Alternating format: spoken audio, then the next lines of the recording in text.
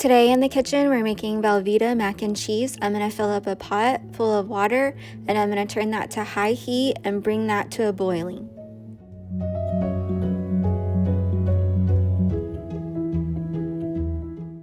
The water is boiling and I'm going to be using the H-E-B Higher Harvest gluten-free elbow pasta.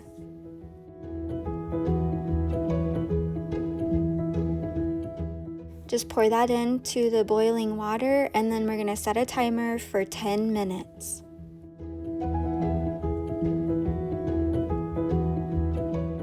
While the noodles are boiling, I'm going to get the cheese ready. I'm going to start with the Velveeta.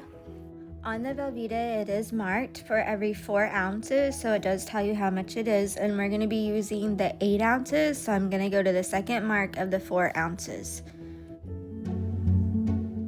I'm just going to fold that over and then have that as my guide, and I'm going to cut the block to 8 ounces. And then once I've cut that, then I'm going to cube up the Velveeta. On the Velveeta, you can use the QR code to make sure that you are looking up the allergens, and it will take you directly to the page of all the allergens, and it will tell you the most common food allergens, and it does say that this does contain milk and there is no gluten in it. Okay, the 10 minutes is up on the noodles, so I'm going to drain those in a colander. I have the noodles drained and I'm just going to pour them back into the pot, and I'm going to add the Velveeta.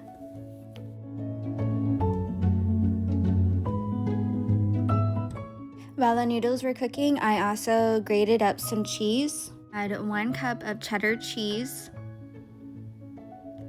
1 cup of Colby cheese, and 1 cup of mozzarella cheese. 1 stick of butter.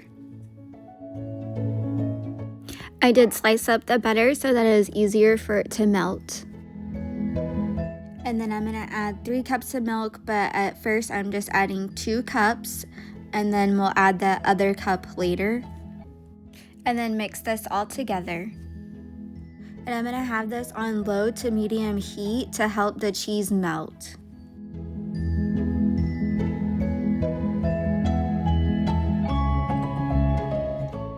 And just keep stirring and letting all those cheeses melt together.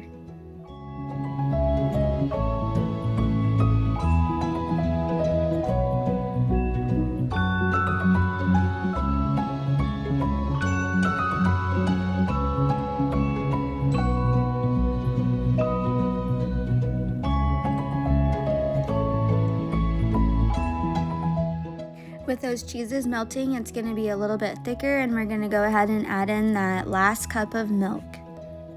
And just mix that all together, and it will help thin out that cheese and make it more creamy.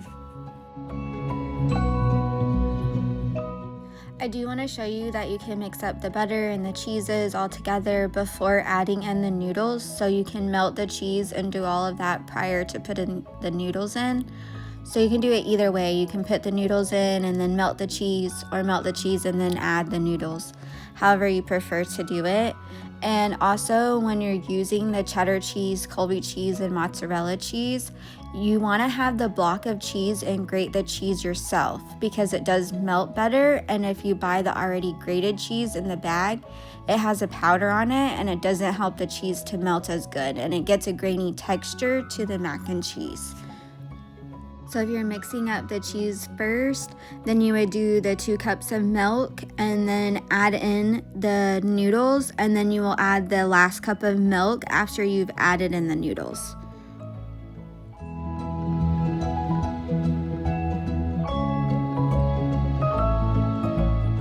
And then once we have that all mixed together, we're going to add in 1 teaspoon of ground mustard.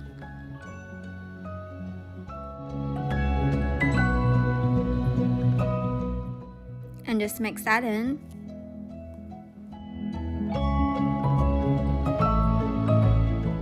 Okay, we're gonna let this sit and thicken up.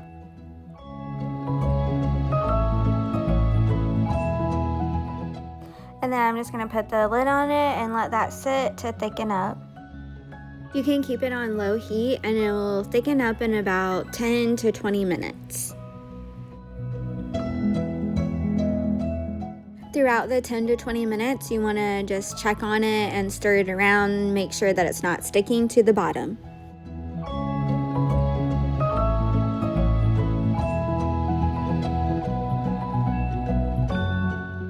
After it's been sitting for about 10 to 20 minutes, then it will start to thicken up and it will look like this. If you would like, you could also put it into a foil pan if you're cooking this up for a big get-together or to take it to church or the holidays. You can pour it into a foil pan and then you can add cheese on top and you can bake it in the oven at 350 for about 20 minutes. And you would be putting it into the foil pan instead of letting it sit on the stove on low heat, so you can let it thicken up either way, on top of the stove or in the oven.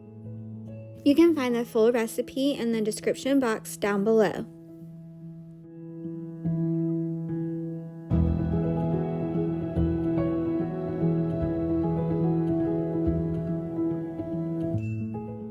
Enjoy, dinner is served.